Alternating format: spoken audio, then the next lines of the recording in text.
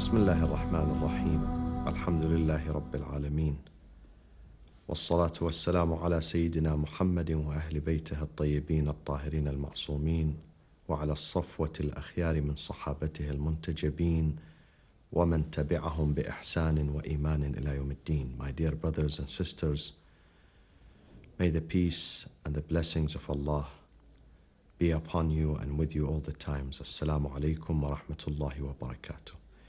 One of the important concepts in the tradition of Shia Islam is the concept of infallibility and sinlessness, meaning that all the messengers of God and the 14 infallibles, the 12 Imams, Prophet Muhammad and his 12 successors, and Lady Fatima al-Zahra, peace be upon all of them, are infallible. They do not commit a sin. They never committed a sin during their lifetime, a sin that earns the anger of God.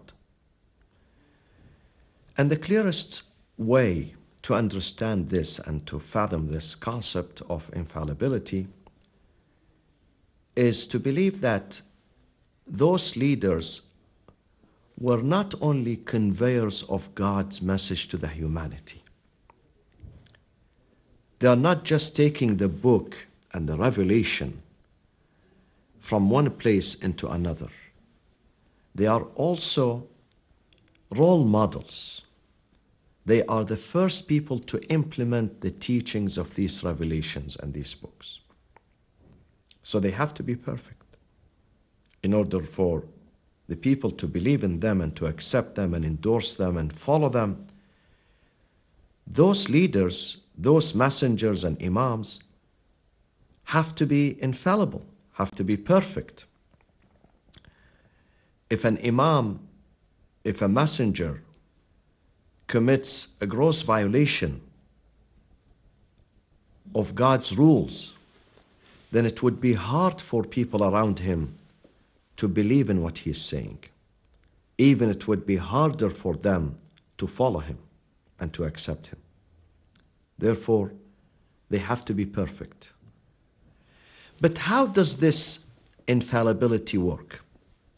Does infallibility mean that they cannot commit a sin, or actually practically they can commit a sin? They have a free will, but they abstain from it through their own self-control and a free will. In fact, it is the second. It means that a prophet, a messenger, an imam, or Lady Fatima al-Zahra, peace be upon all of them, they have the power, they have the choice, they have the ability of committing any sin, but they don't do that.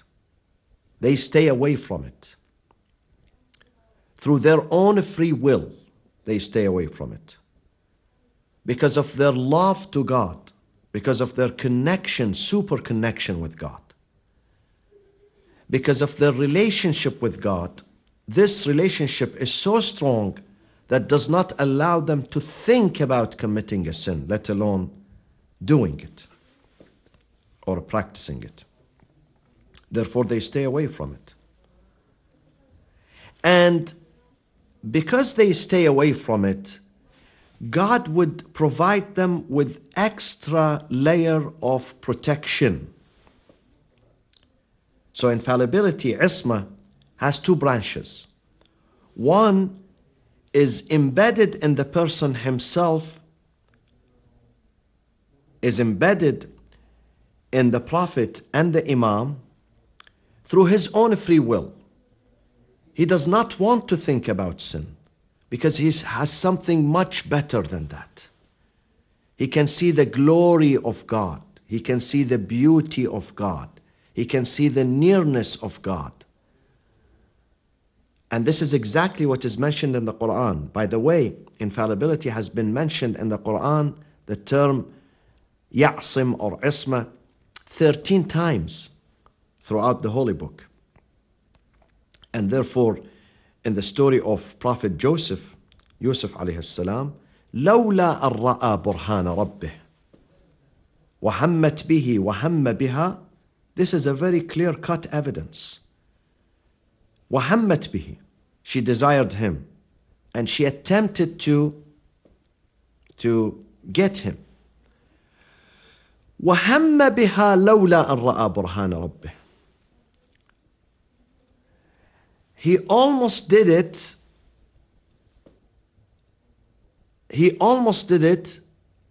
But because he did not do that, because he saw the glory of his Lord.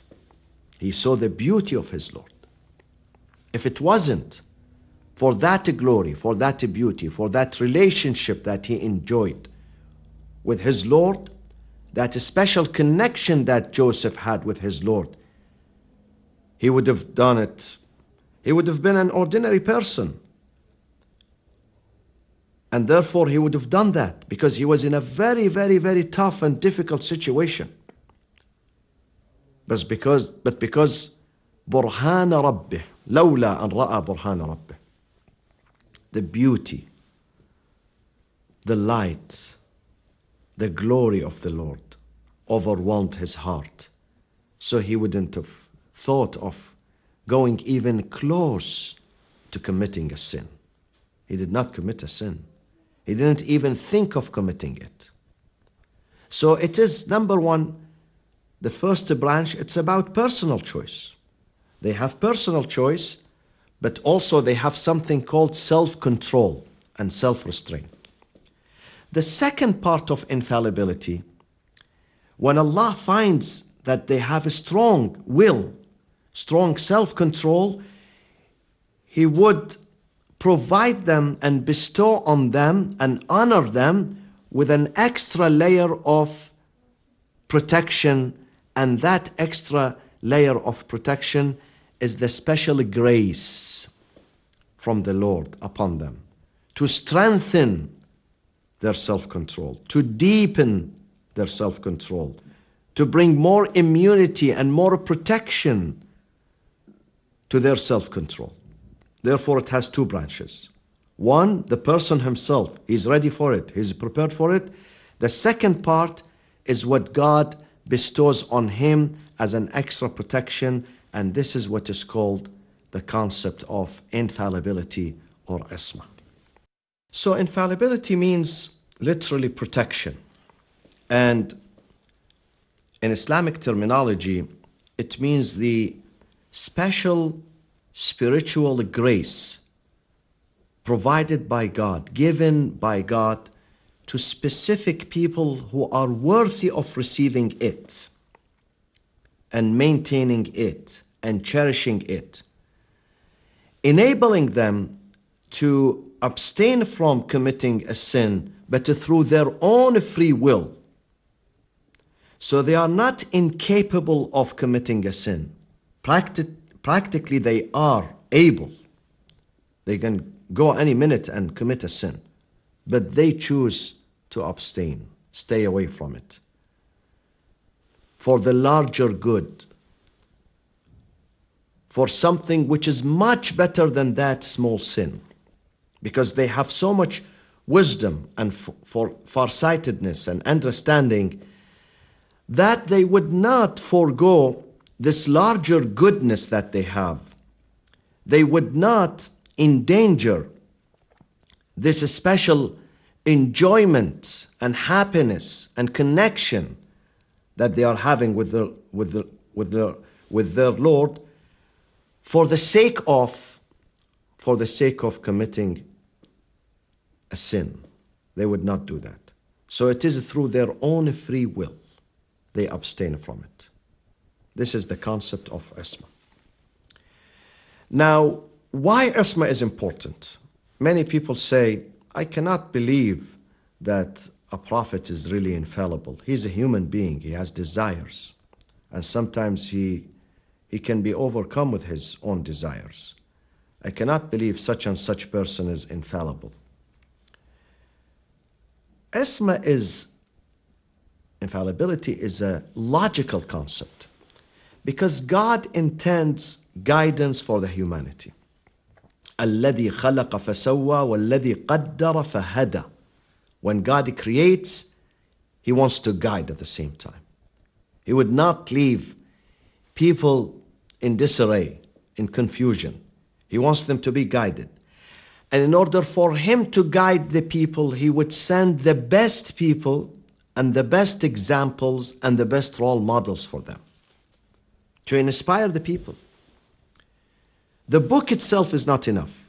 You need someone who's able to implement this book. You need someone to see him, to learn from him. And that person is the messenger. And that person is the imam. And that lady is Fatima al-Zahra, peace be upon her. And of course, those role models, they play a major role in our life. They are examples. We learn from them. Therefore, they have to be able to provide the safest and the healthiest example. So if they choose to commit a sin, then their example would not be good. It would be corrupt. And actually, not only it would be corrupt, it's going to be also an inspiration for us, a negative inspiration to do exactly the same. For instance, in the story of Abasa wa Tawalla, Prophet Muhammad, in other traditions, the tradition of the companions of the Prophet, they believe that Abasa is meant the Prophet who frowned and he turned away. Now, if the Prophet frowns, the Prophet that God describes him as وَمَا أَرْسَلْنَاكَ إِلَّا رَحْمَةً لِلْعَالَمِينَ, you are nothing but compassion and mercy and forgiveness. وَإِنَّكَ لَعَلَى خُلُقٍ عَظِيمٍ, you stand on the highest level of ethical standards. You are the role model. You are a saint. You are very purified, very exalted in your ethics, in your manners, in your behavior. Now, if he frowns to someone who's coming to ask him a question, don't you think this is a negative message sent to us? And then I, in my capacity, and you yourself, in your own capacity, we're going to do the same. So we say it's impossible that it was the Prophet. It was someone else from Bani Umayyah who was sitting next to the Prophet. He was the one who frowned when that man came trying to ask, who was blind, and he came and he tried to ask the Prophet a question. The Prophet did not frown because it would contradict this behavior. This unpleasant behavior is going to contradict his message and his spirit. We learn from him.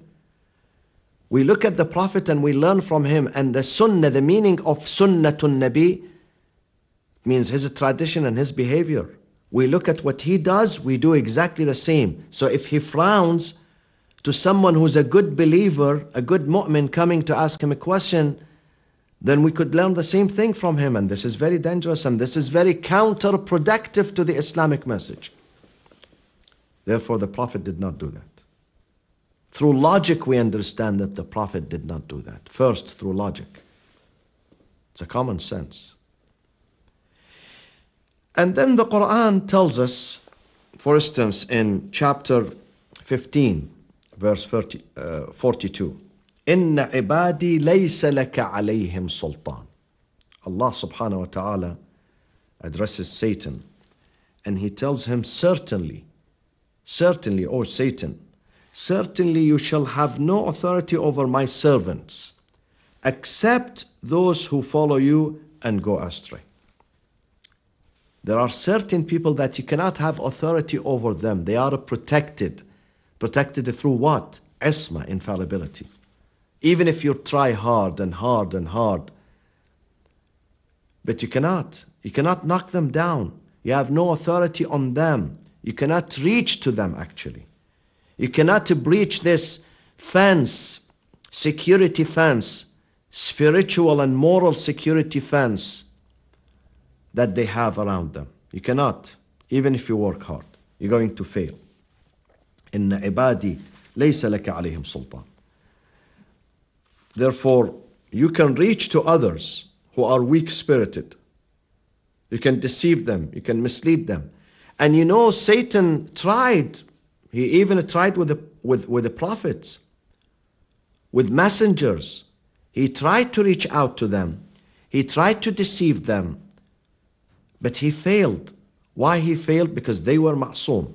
While when he came to other ordinary people, he was able to completely knock them down, because they did not have that layer of a protection. Not that God did not want to bestow on them. They were not worthy of receiving it and cherishing it and maintaining it. There are verses in the Holy Quran that imply that some of the messengers and the prophets of God committed sins. But these verses are not to be taken literally. The sin in these verses, such as, for instance, regarding Moses, or regarding Jonah, وَذَنُّونِ إِذْ ذَهَبَ مُغَاضِبًا فَظَنَّ أَن لَّن نَّقْدِرَ عَلَيْهِ فَنَادَى فِي الظُّلُمَاتِ أَن لَّا إِلَهَ إِلَّا أَنْتَ. Or regarding Moses, وَلَهُمْ عَلَيَّ ذَنْبٌ فَأَخَافُ أَن يَقْتُلُونَ. Or even when it comes to Adam and Eve, وَعَصَى آدَمُ رَبَّهُ فَغَوَى. These terms of sinning are not to be taken literal. Because in the case, let's say the case of Adam and Eve. In the case of Adam, although the Quran says disobedience, but that disobedience was not to the command of God, not to the obligations and the mandatory commands of God. It was to the advisory commands. We have to differentiate between the two. If someone violates the mandatory commands, yes, that's a sin. That's a violation. But if someone wants to violate the advisory commands, this is not considered a sin with the literal meaning of sin. So why then God criticize him? And he says, وَعَصَى آدَمَ وَلَقَدْ عَهِدْنَا إِلَىٰ آدَمَ مِنْ قَبْلِ فَنَسِيَ وَلَمْ نَجِدْ لَهُ عَزْمًا. We conveyed to him, we asked him to do certain things, he forgot. And we did not find on his side azm or willpower. So he did not have willpower, and he violated the advisory commands of God, not the mandatory one. What does that mean? It means that someone like Adam, the first man, the first prophet, the first caliph on earth, وَإِذْ قَالَ رَبُّكَ لِلْمَلَائِكَةِ إِنِّي جَاعِلٌ فِي الْأَرْضِ خَلِيفَةً. He was supposed to really be able to have greater free will, greater azm. But unfortunately, because of his nature, and God wants to show us that even Adam has a human nature, so he could be deceived. He could be approached by the Quran. He could be approached by Satan, and he could be deceived by Satan, but he did not commit a sin. All what he did is that God said to him, don't approach the tree, and if you approach it, then you have to leave heaven. So he lost his privileges in heaven. So he did not commit a sin with the literal meaning of sinning. When we come to Moses, وَلَهُمْ عَلَيَّ ذَنْبٌ فَأَخَافُ أَنْ يَقْتُلُونَ, it's the same. Because in the argument between one of his tribesmen and the one from the Pharaoh's side, when that man asked him for help, his tribesman, Moses, all what he did, he pushed that man, and that man happened to be weak, so he fell down and he died instantly. It was not the attention of Moses to kill that man. But in the eyes of Pharaoh and his company, Moses became guilty. He became a criminal. So they were searching him to capture him. And Moses ran away, because if they capture him, he will be captive there and he cannot fulfill his mission. So he ran away. So in the eyes of the Pharaoh and the Coptic, he was a criminal. But in the eyes of God, he was not a criminal. He did not intend, he did not do this action with intention. It was not a premeditated action of killing or murder. It was a mistake. And the story of Jonah, وَذَنُّونِ إِذْ ذَهَبَ مُغَاضِبًا فَظَنَّ أَن لَّن نَّقْدِرَ عَلَيْهِ. Jonah left his community of Nineveh in anger. And he thought and he imagined that we are not going to contain him. Where did he end up? فَنَادَى فِي الظُّلُمَاتِ أَن لَّا إِلَهَ إِلَّا أَنْتَ سُبْحَانَكَ إِنِّي كُنْتُ مِنَ الظَّالِمِينَ. In the bottom of the darkness, he cried, "Glory to you. There is no Lord but you. Indeed, I have inflicted wrongdoing on myself." إِنِّي كُنْتُ مِنَ الظَّالِمِينَ. He wronged himself, not that he committed a sin. In his capacity as a leader, he should have patience, tolerance, and he should have stayed in his community. He shouldn't have left them. But unfortunately, he forgot. He left them. So he did not commit a literal sin or them. The same thing about Prophet Muhammad in the Quran. لِيَغْفِرَ لَكَ اللَّهُ مَا تَقَدَّمَ مِن ذَنْبِكَ وَمَا تَأَخَّرَ. These are metaphoric and allegorical terms. Does not mean that the Prophet committed a sin.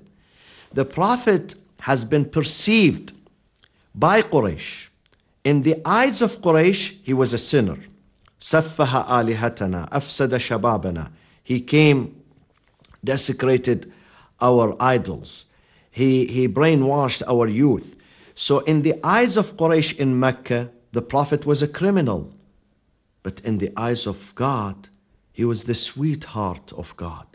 He was doing exactly what God asked him to do. He was not committing a sin. So after the conquest of Mecca, Allah is telling him now, today, لِيَغْفِرَ لَكَ اللَّهُ إِنَّا فَتَحْنَا لَكَ فَتْحًا مُبِينًا. We have allowed you to achieve a big victory and a triumph over Quraysh. And لِيَغْفِرَ لَكَ اللَّهُ مَا تَقَدَّمَ مِن ذَنْبِكَ. How did that happen? When Quraysh saw the Prophet very forgiving, although he was able to put the sword and eliminate his enemies, eradicate his entire enemies in Mecca. But he did not do that. They said to him, أَخٌ كَرِيمٌ وَابْنُ أَخٍ كَرِيمٌ. You are an honorable brother and you are the son of an honorable brother.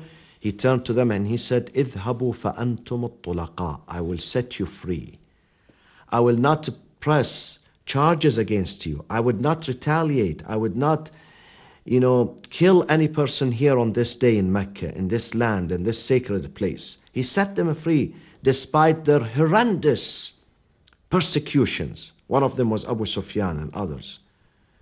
Their persecution of the Muslims and the killing that they inflicted against the Muslims. But the Prophet decided to forgive them. So in the eyes of Quraysh, he became clean with a clean record. And this is what God means. لِيَغْفِرَ لَكَ اللَّهُ مَا تَقَدَّمَ مِن ذَنْبِكَ وَمَا تَأَخَّرَ. In the eyes of Quraysh, you were a sinner. Nowadays, your record has been cleared. This is in a brief the concept of infallibility and asma in Shia Islam.